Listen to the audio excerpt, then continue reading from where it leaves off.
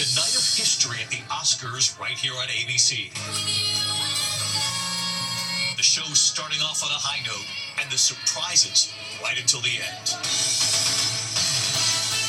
From ABC News, this is ABC World News Tonight with David Muir, reporting tonight from Washington, D.C. Good evening tonight from Washington. We are here. President Trump will address the nation at a joint session of Congress tomorrow night. And of course, we'll carry it live right here on ABC. But tonight, the president is already making news on his tariffs on Canada and Mexico that he says will go into effect at midnight tonight. China as well. The Dow dropping more than 600 points on the news. We're also tracking these wildfires in South Carolina. But we begin tonight with this major winter storm moving across the country at this hour. More than 115 million Americans on alert for blizzard conditions, high winds and tornado threats right now. Tonight, winter weather across the plains, severe weather to the south. New Orleans canceling some of its Mardi Gras events. The system reaching the East Coast by Wednesday. A mess expected right along the I-95 corridor in the east. Let's get right to Chief Meteorologist Ginger Zee. She's with us tracking it all tonight. Hi, Ginger. Hi, David. More than 24 states have some sort of alert, and you'll see when I bring up this map here, the wind alerts stand out for Texas, Kansas, Missouri, all the way over to Nashville. Now, that's for wind ahead of the actual system, a really tight pressure gradient, meaning a big change in pressure over a small distance. That's going to give us 40 to 65 mile per hour winds without the thunderstorms. But the thunderstorms themselves are going to bring problems tonight after a lot of people go to bed. Oklahoma City to Chickasha, down to Wichita Falls, and even the northwest side of Dallas, like Fort Worth. That's tonight into early tomorrow morning. Then this thing charges east. You see the blizzard-like conditions on the back side of it in the northern plains. Well, on the southern side, through the afternoon tomorrow and the evening, we've got severe storms, anywhere from Mobile back to Texarkana. And you see there Alexandria and New Orleans included in the severe threat. The main hazard is damaging wind, but tornado threat is high tomorrow too. We will bust this thing to the north and east, and on the backside, even Chicago picking up some of the snow. But look at New York, Hartford, back down into South and North Carolina where they need rain, but it's going to come with a damaging wind threat. David? All of that hitting the east by Wednesday. Ginger Zee tracking it all. We'll see you first thing in the morning on GMA. And as the storm moves across the country, we're also tracking these out-of-control wildfires tonight. The state of emergency in South Carolina. Crews racing to contain more than 175 wildfires still burning across the Carolinas, battling to save homes. Near Myrtle Beach, the fast-moving flames forcing families to evacuate, some actually driving through fires to try to get out. National Guard helicopters flying overhead, threatening neighborhoods there, protecting homes. ABC's Stephanie Ramos in Myrtle Beach tonight. Tonight, terrifying scenes in the South Carolina Lowcountry. Families racing to escape a raging wildfire. You can hear the fear in Gabby's voice as she and her boyfriend flee his home in Myrtle Beach. Why we can't get out? We're told the home was not damaged. The fire breaking out Saturday. You could hear those winds whipping as it quickly grew to more than 1,600 acres.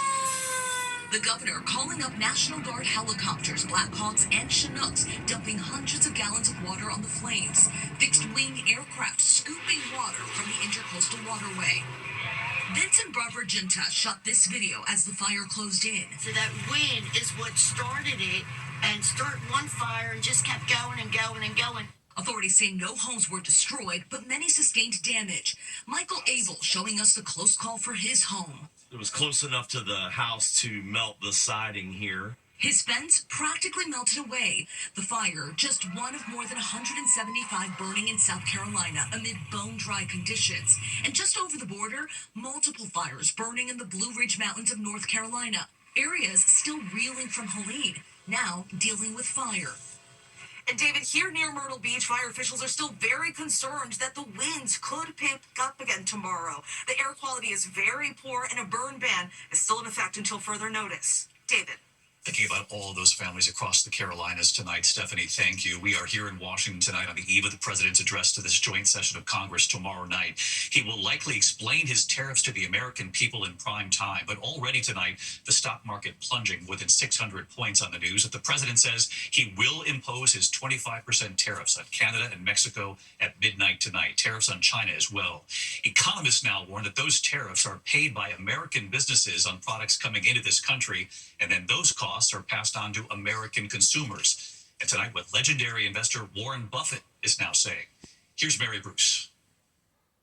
Tonight, the Dow tumbling 600 points on President Trump's announcement that he's moving forward with sweeping new tariffs against Canada and Mexico at the stroke of midnight. Trump saying there's nothing they can do to change his mind. No room left for Mexico or for Canada. No, the tariffs, they're all set. Trump adding a 25% tax on all goods coming across the border from Mexico and Canada, and an additional 10% on Chinese products. Economists point out the cost will be paid by American businesses, who will pass it on to consumers by raising prices. By one estimate, the average household will spend up to $2,000 more a year on everything from produce to clothes to electronics. The cost of a new car could spike $3,000. The CEO of Ford warning long-term a 25% tariff across the Mexico and Canada borders would blow a hole in the U.S. industry that we've never seen. Trump undeterred. So what they have to do is build their car plants, frankly, and other things in the United States. But legendary investor Warren Buffett calling tariffs essentially an act of war. I mean, tariffs are actually, we've had a lot of experience with them. They're an act of war to some degree. And tonight, Mexico and Canada already vowing to retaliate by slapping taxes on American goods. We will have a strong, unequivocal, and proportional response as Canadians expect. Already the anger is palpable. Canadians booing the Star-Spangled Banner when the LA Galaxy soccer team played the Vancouver Whitecaps overnight. And when Trump first threatened tariffs, Canadian liquor stores took American whiskey off the shelves. Trump insists his tariffs are meant to pressure Mexico and Canada to stop the flow of deadly drugs and migrants coming into the country. But less than 1% of the fentanyl seized coming into the U.S. last year came across the Canadian border. Over the last month, both countries trying to negotiate. Canada appointing a fentanyl czar, Mexico surging 10,000 troops to the border, and sending back criminals wanted in the U.S. But Trump tonight says it isn't enough, and seemed to expand his reasons for imposing these tariffs in the first place. They can't come in and steal our money and steal our jobs and take our factories and take our businesses and expect not to be punished. And they're being punished by tariffs. And you can be sure we'll be hearing more about these tariffs tomorrow night when the president delivers his first address before a joint session of Congress since returning to the White House. But there are real concerns that these tariffs could drive up prices just as inflation is also rising, something the president promised to address on day one. All eyes now on how he tackles these economic issues tomorrow night. David. Mary Bruce live at the White House. Mary, thank you. And of course, Mary and our entire political team will right here tomorrow night, the presidential address to the nation and a joint session of Congress tomorrow at 9 p.m. Eastern right here on ABC.